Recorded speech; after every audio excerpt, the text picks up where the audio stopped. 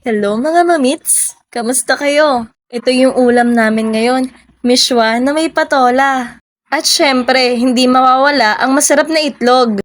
Tara na, tingnan natin kung paano niluto. Mga mamits, salita na ako ng bawang, sibuyas, kamatis. Ilagay na natin yung patola. Hindi pa tayo ngayon ng patola.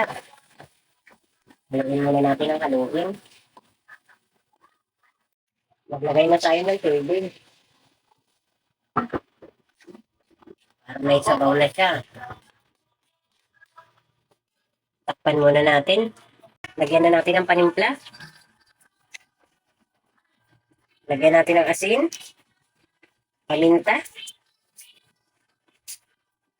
Miswa, Ang oyster sauce. Binating itlog.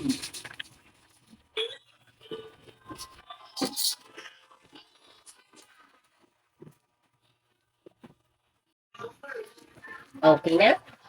Luto na yan. Isasalin na lang natin sa isang lalagyan.